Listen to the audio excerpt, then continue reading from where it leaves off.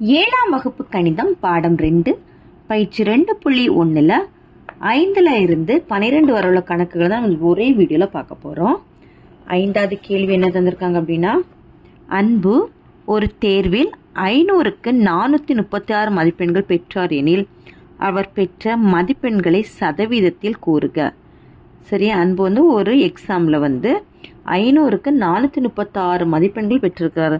இப்போ அவன் பெற்ற அந்த மதிப்பெண்களோட சதவீதம் தான் என்ன அப்படின்னு கேட்டிருக்கிறாங்க. மொத்த மதிப்பெண்கள் எவ்வளவு? 500. அன்பு பெற்ற மதிப்பெண் எவ்வளவு? 436. அன்பு பெற்ற மதிப்பெண்களோட சதவீதம் இப்போ கண்டுபிடிக்கணும் அப்படின்னா 500க்கு 436 சரியா இன்று 100% போடணும். 100% போட்டுக்கிட்டா இந்த 2 0 அடி கொடுத்துடலாமா? 2 0 அடி கொடுத்துட்டோம் அப்படின்னா 436 5ஆல் வகுக்கிறோம். 43 எடுத்துக்கோங்க. 8 5 40. அடுத்தது மீதி 3. 6 கீழே இறக்கணும் அப்படின்னா 7 5 35. மீதி 1. இனி புள்ளி வச்சு 0 போட்டோம் அப்படின்னா 2 5 10. இப்போ ஆன்சர் என்ன வரும் அப்படின்னா 87.2%. அன்பு வாங்கிய மதிப்பெண்களோட சதவீதம் எவ்வளோ அப்படின்னா 87.2%. அடுத்த 6வது கணக்கு, பின்வரும் ஒவ்வொரு சதவீதத்தையும் பின்னமாக மாற்றுக. சரி, ஒவ்வொரு சதவீதத்தை எப்படி மாற்ற சொல்லியிருக்காங்க அப்படின்னா பின்னமாட்டு மாற்ற சொல்லியிருக்காங்க. ஃபர்ஸ்ட் 21%. சதவீதம்னாலே நம்மளுக்கு என்னது 100ன்னு தெரியும். சரி, இப்போ அதை பின்னமாட்டு மாற்றணும் அப்படின்னா 21/100. 21/100 நம்ம பின்னமாட்டு மாற்றியாச்சு. அடுத்த 2வது கணக்கு 93.1%.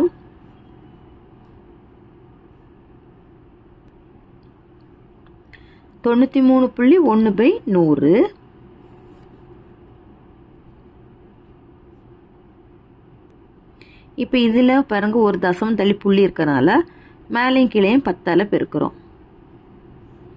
பெருக்கனா இந்த தசமம் இங்கே போயிருமா? போயிட்டுன்னா 931 வந்துடும்.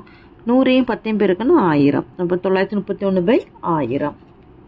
அடுத்து 3வது 151%. 151/100ன்னு போட்டுட்டாலும் நமக்கு ஆன்சர் வந்தாச்சு. அவ்வளோதான், 151/100. அடுத்து 4வது 65%. 65/100. இப்போ இது 5ஆம் அடி கொடுத்தோம் அப்படின்னா இங்கே 1 5 5 மீதி 1 3 5 15. இது 5ஆம் அடி கொடுத்தோம் அப்படின்னா 2 0. இப்போ ஆன்சர் 13/20. அடுத்த 5வது கணக்கு 0.64%. 0.64/100ன்னு போட்டுக்கணும். சரி, இப்போ இதில் எத்தனை தசம் தள்ளி புள்ளி இருக்குன்னா 2 தசம் தள்ளி புள்ளி இருக்கிறதுனால 100ஆல் மேலையும் கீழையும் பெருக்கிக்கிறோம். பெருக்கும்போது இது 64 மாறிடும். இது 100ஐயும் பெருக்கும்போது 10,000 கிடைக்கும். சரி, இது 10,000 கிடைக்கும். இனி இது நம்ம அடி கொடுத்தோம் அப்படின்னா 2ஆம் அடி கொடுத்தோம் அப்படின்னா இங்கே 32, இங்கே 5000 கிடைக்கும். திரும்ப 2ஆம் அடி கொடுத்தோன்னா 16, இங்கே 2500. திரும்ப 2ஆம் அடி கொடுத்தோன்னா 8, இங்கே 1250. என்ன அடி கொடுத்தோம்னா 4, இங்கே 625. இதுக்கு மேலே இதை நம்மளுக்கு கேன்சல் பண்ண முடியாது. அப்போ இதை தான் நம்ம ஆன்சர் எழுதிக்கணும். 4/625. ஓகேவா? அவ்வளோதான் 6வது கணக்கு. 7வது கணக்கு, இனியன் 5 டசன் முட்டைகளை வாங்கினார். அதில் 10 முட்டைகள் கெட்டு விட்டால் நல்ல முட்டைகளின் சதவீதத்தை காண்க. சரியா, மொத்தம் 5 டஜன் முட்டைகளை வாங்கியிருக்கிறார். ஒரு டஜனுக்கு எவ்வளோ முட்டைன்னு தெரியும் அப்படிதானே? ஒரு டஜனுக்கு 12 முட்டைகள். அப்போ 5 டஜனுக்கு எத்தனை முட்டைகள்னா 60 முட்டைகள். இப்போ 60 முட்டைகளில் 10 முட்டைகள் என்ன கெட்டு விட்டு ஓகேவா? அப்போ அடுத்த நல்ல முட்டைகளோட சதவீதம் எவ்வளோன்னு கேட்டிருக்காங்க. அப்போ 60லேருந்து 10 போயிடுச்சுன்னா 50 நல்ல முட்டைகள் தான் இருக்குது. அப்போ அந்த 50 முட்டைகளோட நம்ம சதவீதத்தை கண்டுபிடிக்கணும். ஓகேவா? ஒரு டஜனுக்கு எவ்வளோன்னா 12. 5 டஜனுக்கு 5 × 12 = 60. இனியன் வாங்கிய முட்டைகளோட எண்ணிக்கை எவ்வளவு? 5 டஜன் தான் வாங்கியிருக்கிறான். அப்போ 60 முட்டைகள் வாங்கியிருக்கிறான். அதில் கெட்டு போன முட்டைகள் எவ்வளவு? 10. அப்போ நல்ல முட்டைகள் 60லேருந்து 10 கழிச்சோம்னா 50 நல்ல முட்டைகள். இப்போ நல்ல முட்டைகளோட பின்ன நம்ம எழுதுறோம் அப்படின்னா மொத்தம் டோட்டலாக 60 முட்டைகளில் நல்ல முட்டைகள் 50. சரி, இப்போ இதுக்கு தான் நம்ம என்ன பண்ண போறோம்னா சதவீதம் கண்டுபிடிக்க போகிறோம். நல்ல முட்டைகளோட சதவீதம் கண்டுபிடிக்கிறோம். 50/60 இன்று 100%. இந்த 0 கேன்சல் ஆயிடுது. இனி இதை 2ஆம் வாய்ப்பாடுக்கு அடி கொடுத்தோம் அப்படின்னா 3, இது 2ஆம் வாய்ப்பாடுக்கு அடி கொடுத்தோம்னா 25. சரி, அப்போ இனி 25 10 பெருக்கணும்னா 250/3ன்னு கிடைக்கும். 250 3ஆல் வகுத்தோம் அப்படின்னா 8 3 24 மீதி 1, 0 கீழே இறக்குறோம். 3 9 மீதி 1, புள்ளி வச்சு 0 போடுறோம். 3 9 மீதி 1, திரும்ப 0 போட்டோம்னா 3 9. அப்படி நம்மளுக்கு போயிட்டே இருக்கு. அப்போ ஆன்சர் வந்து 83.833%. 83.33%. சரி, அப்போ நல்ல முட்டைகளோட சதவீதம் therefore நல்ல முட்டைகளின் சதவீதம்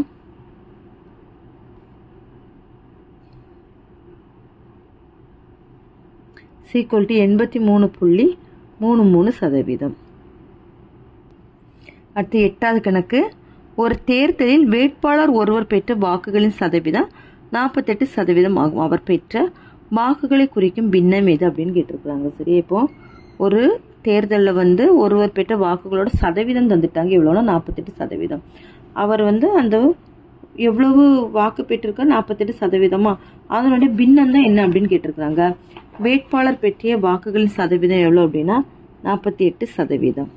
அதை நம்ம 48/100ன்னு போடலாமா? ஏன்னா சதவீதம்னாலே நம்மளுக்கு எதை குறிக்கும்? 100 குறிக்குது. அப்போ 48/100.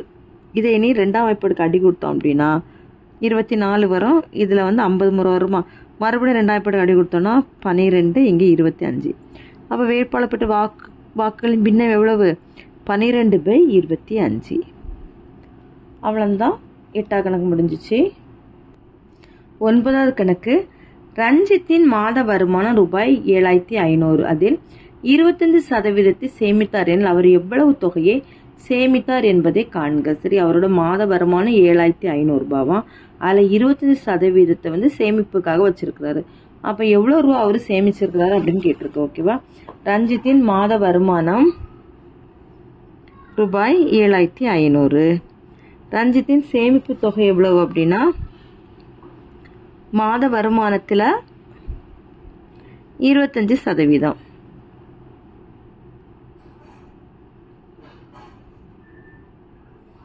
அப்போ எப்படி எழுதலாம்? மாத வருமானம் 7500ல் 25%. சரியா?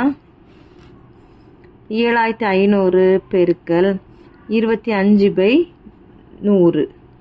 2 0 கேன்சல் பண்ணிட்டோம் அப்படின்னா 75யும் 25யும் பெருக்கிறோம். 75 25 5 25 5 மீதி 2, 7 5 35 35 + 2 37, 2 5 10 0 மீதி 1, 2 7 14 14 + 1 15, 5 7 8 1. அப்போ எவ்வளோ ரூபாய் வந்து சேமித்த தொகை அப்படின்னா ரூபாய் 1875. therefore சேமித்த தொகை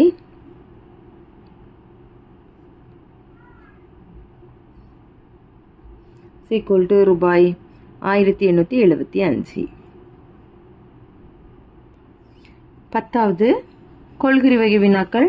தென்றல் தனது வருமானத்தின் 4ல் 1 பங்கை சேமித்தால் அதன் சதவீதத்தை காண்க. சரி, 4ல் 1 பங்கு 4ல் 1 பங்கு வந்து இதில் அவனோட வருமானத்தில் 4ல் 1 பங்கு சேமிப்புக்காக பண்ணியிருக்கிறாங்க. சரி, அப்போ அதனுடைய சதவீதம் என்னன்னு கேட்டிருக்காங்க. அப்போ இதில் 100%. 1 4 4 25. ஓகே, 25 4 100. 1 25 பெருக்கணும் 25% தான் இந்த கணக்குக்கான ஆன்சர். இது வந்து எந்த ஆப்ஷனில் இருக்குன்னா 3வது ஆப்ஷனில் இருக்கு. 11 கவின் 25க்கு 11 மதிப்பெண்களை பெற்றால் அதன் சதவீதம் என்னன்னு கேட்டிருக்காங்க. சரியா? 25ல் 15 இன்று 100%. 1 25 25 4 25 100. அப்போ 15 4 பெருக்குன்னா 60%. 60% ஆன்சர். 0.07% என்பது என்ன அப்படின்னு கேட்டிருக்கிறாங்க. 0.07%. இதை எப்படி கண்டுபிடிக்கணும் அப்படின்னா 0.07/100ன்னு வருமா? இப்போ மேலேயும் கீழேயும் பாருங்கள், இதில் எத்தனை தசம தள்ளிப்புள்ளி இருக்குது? 1 2 சரியா, 1 2.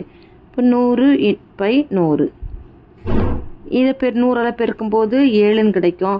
100ஐயும் பெருக்கும்போது 10,000 சரி. இப்போ இந்த கணக்குக்கான ஆன்சர் வந்து 7/10,000. இது எந்த ஆப்ஷனில் இருக்குன்னா 4வது ஆப்ஷனில் இருக்குது. இதுதான் கரெக்டு, 7/10,000. அவ்வளோதான், இந்த பயிற்சி முடிஞ்சிச்சு. தேங்க்யூ.